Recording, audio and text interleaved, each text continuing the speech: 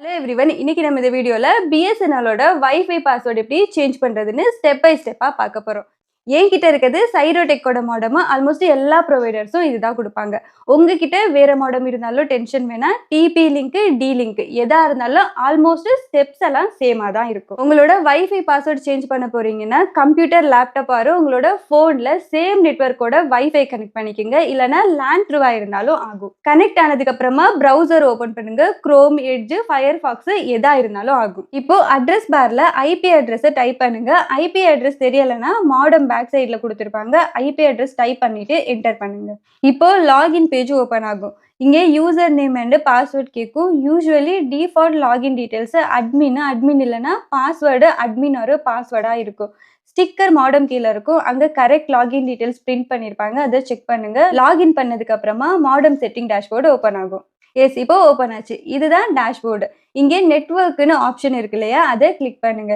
இங்கே உங்களுக்கு lane IP address change பண்ணணும்னாலும் பண்ணிக்கலாம். அதுக்கு லேன் ஐபி அட்ரஸ் கிளிக் பண்ணிட்டு இங்கே நம்ம லாகின் பண்ணும்போது யூஸ் பண்ணோம் இல்லையா, அந்த ஐபி அட்ரஸ் தான் இது. வேணும்னா சேஞ்ச் பண்ணிக்கலாம். அப்படி சேஞ்ச் பண்ணீங்கன்னா நீங்க சேஞ்ச் பண்ண ஐபி அட்ரஸ் எங்கேயாச்சும் நோட் பண்ணி வச்சுக்கோங்க. ஏன்னா நீங்க நெக்ஸ்ட் டைம் லாகின் பண்ணும்போது இங்கே சேஞ்ச் பண்ண ஐபி அட்ரஸ் தான் லாகினுக்கு என்டர் பண்ணணும். இப்போ வைஃபை பாஸ்வேர்டு எப்படி சேஞ்ச் பண்றதுன்னு பார்க்கலாம். இங்கே WLAN இருக்கு, அதை கிளிக் பண்ணிட்டு WLAN செக்யூரிட்டி செலக்ட் பண்ணுங்க. இங்க உங்க current wifi network name and password details இருக்கும். Password field usually WPA or WPA2 கீன்னு தான் இருக்கும். இப்போ அந்த பாஸ்வேர்ட் ஃபீல்ட்ல இருக்கிற ஓல்ட் பாஸ்வேர்டை டிலீட் பண்ணி உங்க புது ஸ்ட்ராங் பாஸ்வேர்டை டைப் பண்ணுங்க.